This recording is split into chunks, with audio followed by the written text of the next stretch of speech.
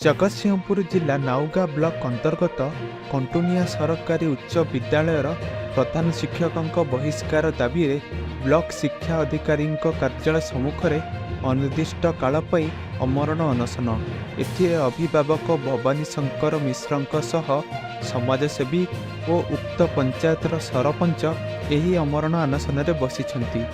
सूचना मुताबक जुलाई 25 तारिख रे स्कूल कमिटीर सभापति और उपसभापति निर्वाचन होइथिला। एही निर्वाचन रे सर्वसम्मतिक्रमे सभापति और उपसभापति चयन करा जाइथिला।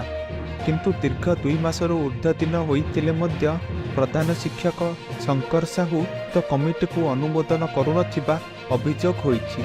एथिसह विद्यालयर प्रधान शिक्षक मन इच्छा कार्य करने सह विद्यालय रे बहु प्रकार दुर्नीति हेउछि बोली नवनिर्वाचित सभ्य माने अभियोग करिसेंती। प्रधान शिक्षक को शीघ्र बहिष्कार करा जिबा सह परिचालना कमिटी को ठीक भाव में गठन करा न जिबा जाए यही अनशन जारी रहिबो बोली आंदोलनकारी कहिसेंती। भवानी शंकर मिश्र उद्देश्य 25/7/2023 रे एसएमसी कमिटी गठन करा जाएंगे। इलेक्शन करागला स्कूल कंटुनिया नोडाल हाई स्कूल तापर इलेक्शन है। इलेक्शन आम इलेक्टेड हेलु सेटा से ग्रहण करूँ मुख्य उद्देश्य आमर हेडमास्टर बहिष्कार हे प्रथम दाबी। हेडमास्टर जो कोरम कले से दायित्व आटेन हेले कि नहीं सील मारे सबू कले तापर से कोई जिनसा ग्रहण करूना। प्रधान शिक्षक बहिष्कार हे जोगाजोग कर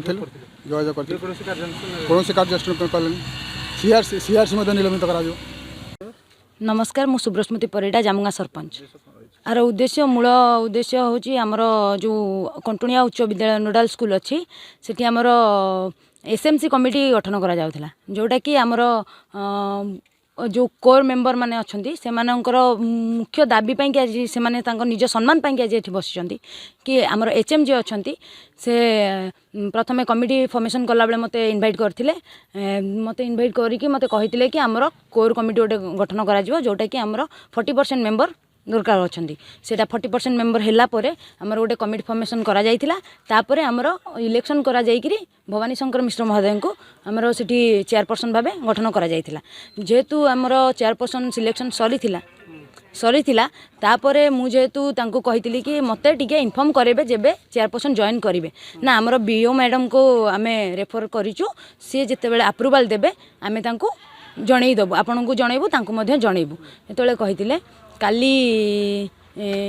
काली सॉरी तापर 7 दिन पर मुझे एचएम को फोन करी कही कि कौन है मत फलाफल किसी जनइलेनी।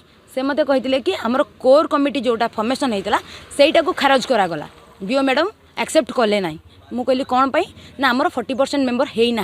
जेहेतु यहाँ कहले मु कहली मोरी उपस्थित रे जिते 40% मेंबर हो सारी आपन कमिटी फॉर्मेशन कर नेक्स्ट स्टेप को जाइए, जोटा कि आमर 12 जणिया कमिटी फॉर्मेशन करने सेटा फॉर्मेशन कलापर आप इलेक्शन कर मो उपस्थित 3टा कमिटी गठन करा जाइछि। तापर मध्य आपन कहउछन्ति कि एटा खारज करा जिवो बोलिकी ताले आमे कौन भवानी शंकर मिश्र को मु उत्तर कौन देवी। जेहेतु मो उपर से भरोसा करिसेंती, मु जनप्रतिनिधि अच्छी मोठू भी सी किसी आशा रखिंट। मु एचएम को यही क्वेश्चन भी करी मते से माने मना कले कि नाई आमे आउ किछि करि परिबु नाही। जेतेबेले कहितले मु महोदय बीओ मैडम को मध्य मु पचारथिली, बीओ मैडम भी तांकर इग्नोर करथिले, मते टोटली इग्नोर करथिले कि सेटा मु जानि नाही आउ सेटा इलीगल वे हेछि बोली मते जणैले।